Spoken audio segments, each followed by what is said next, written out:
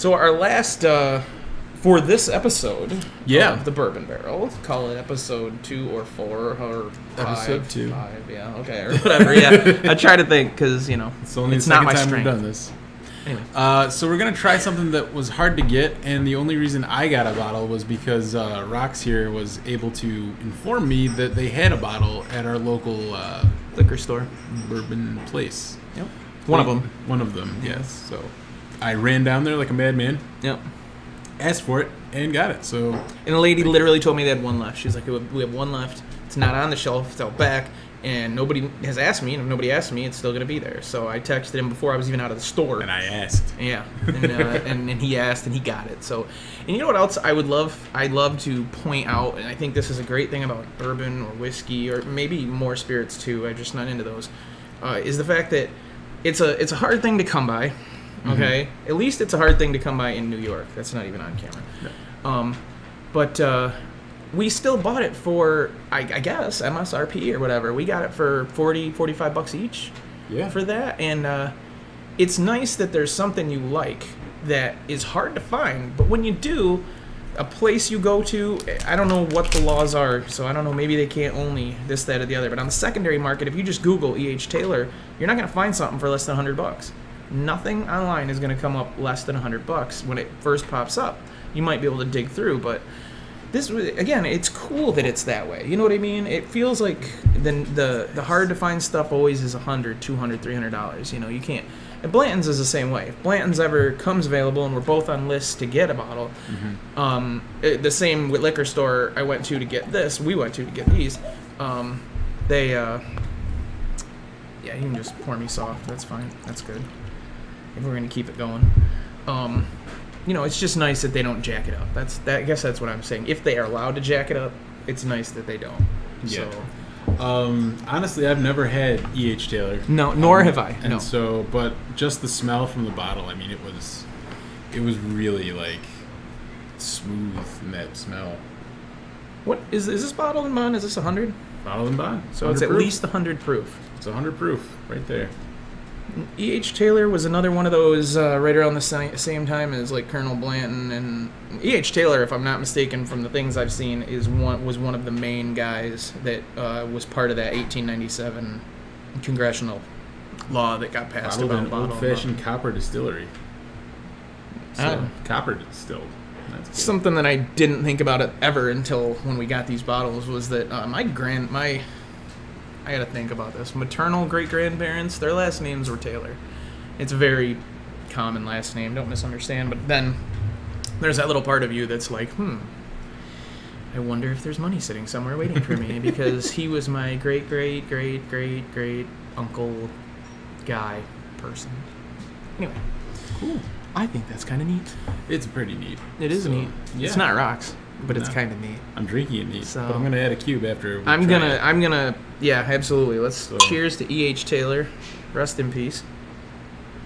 And if you're still alive, you don't know we're here. So. Wow. There is no burn. I'm getting a little, but I don't know. Now, it's the first thing I've drank without an ice one, cube. so you gotta try it a second time. That's the hub. Can the second one be the cube or not the cube? I will do the cube after the second one.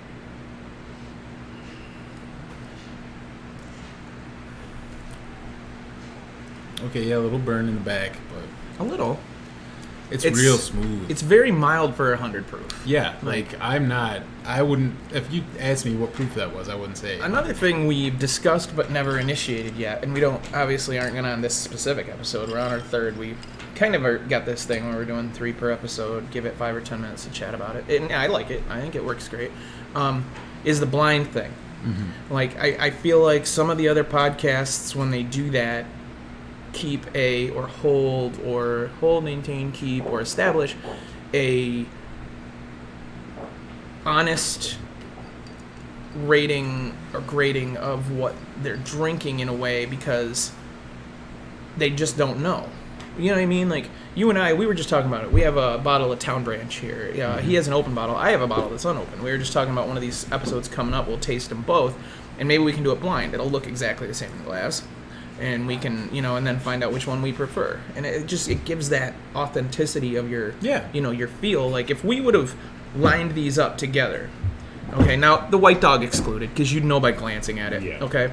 But I don't know. I mean, this is 100 proof. This is a $45 bottle. This is 90 proof, $35 bottle.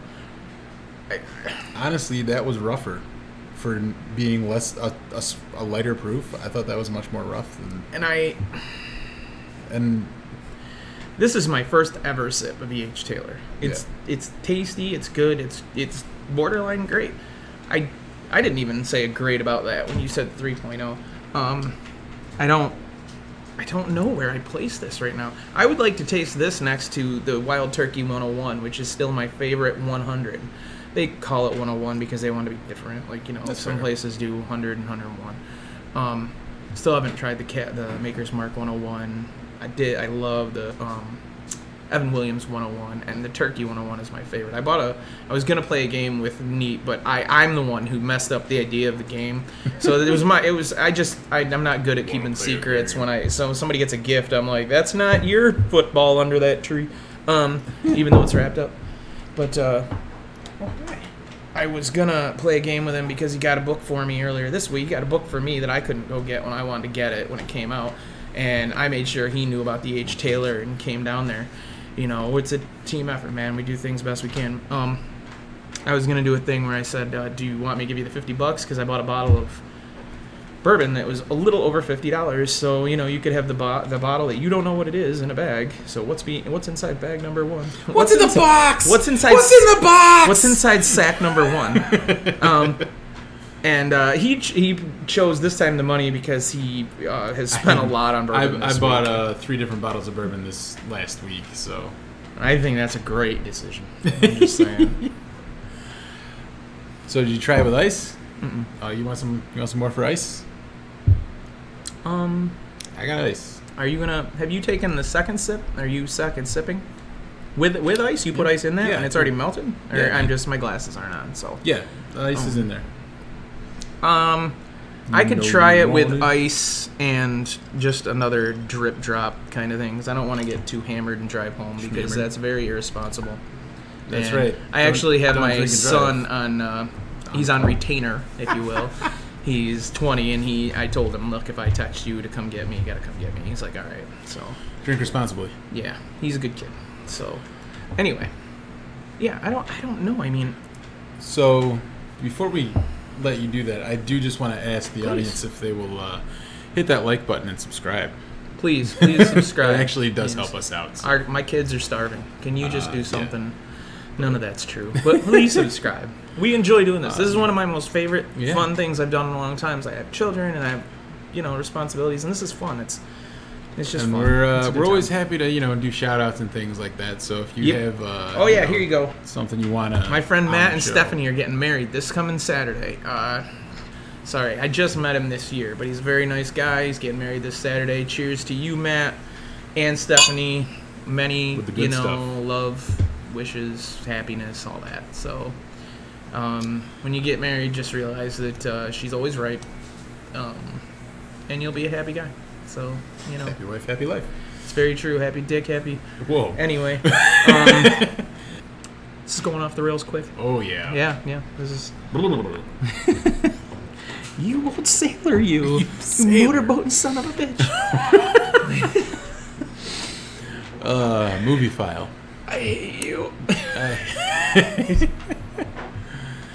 So that is about it for us. The E H Taylor I liked. I can write mine down if you want to write yours down. Well, she brought. Let's not. Yeah, let's not. Yeah, absolutely. I'm gonna give this number. There you go. Don't show me. Just let me see a piece of paper too, and then we'll do it. So I can't be influenced by what he thinks of it as well.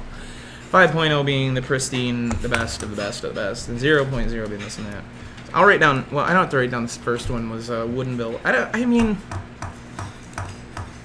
I really liked it. I'm almost like that's another thing about grading stuff is like a second sip. We reserve the right to go back and change things because something we uncorked when it's open could be different. Something we didn't have with ice could be different, or a splash of water. Our palates with could ice, change. it's actually it gets even smoother. Yeah, yeah. So I don't. Well, let me try this with the ice. Yeah. Rocks, by the way, because Anyway.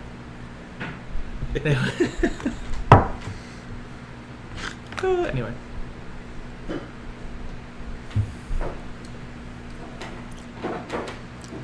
I feel the burn go down with the little cube of ice, obviously. All right. I don't know. This was, well, it was both of our ideas to a degree, but it was partially mine, obviously, so both, and you're with me? Yeah, all right, just making sure. I'm torn because I feel like I liked that about as much as I like that. Really? Yeah. I guess I'll call you Natalie Imbruglia because you're torn. This is... Yeah, it's a 90s reference that no one's going to get. I think Nickelback said it best when they said, "I'm through with standing in lines for bottles I'm never getting." Oh. I thought they were about looking at photographs or something. I use my own lyrics. Oh, So, okay. yeah. Anyway. So. Fuck me. Anyway. So we'll go EH. All right. I won't look. I'm not looking. You guys can testify. Eye contact, so I'm not looking. I'll write it down. That's right. I'm going to give that one the benefit of the doubt, but I'll do a little higher than you. So, all right, there you go. Okay, so what do you got for the Woodenville? I put 3.5. I just went, I think maybe I liked it a little more than you did, but I gave don't it a know. 3.0. Right, So, so 3.25. all right, that works. Yeah. That's kind of where we're at. Middle EH, I pack. put 4.1. I gave it a 4.3. So Nice, that's that's real 4.2. close. Real close. Right. Not bad. I want to leave room for Better things. and this is an individual thing. This harkens back to the end of the first episode. Where we're like, drink it the way you want it, have it the way you want it, enjoy it the way you want it. If you like to mix it, whatever. But everybody's different. Everybody's got their own palate. Some people just hate whiskey and bourbon, so you're probably not watching the show. And Yeah, if you probably are, not. thanks. I mean, yeah, we 'Cause, appreciate that. We'll still keep making you laugh. So anyway, Fucking Nixon over here. I'm saying I was motorboating, like Sounded imaginary like boobs, where I was like, You sounded like you're like, Agnew. it's the bourbon barrel. Like when we did that in the first one, we didn't tape and all that jazz. But I guess we're done with this episode. Yeah, so much thanks for tuning in, stopping by, and hopefully it was entertaining and not just a lot of speaking and yapping, but that's pretty much all we got. We don't have... I can juggle, but I don't think that's why you're here. I can juggle too. We could juggle next to each other. Yeah. I'm not sure that's part of the thing, but No, but... we could juggle whiskey bottles, but that's seems dangerous. And bad move. Yeah, I don't want to ruin whiskey. That's or right. bourbon, That's right. So. I'm Neat. I'm Rox. And this has been The Bourbon Barrel.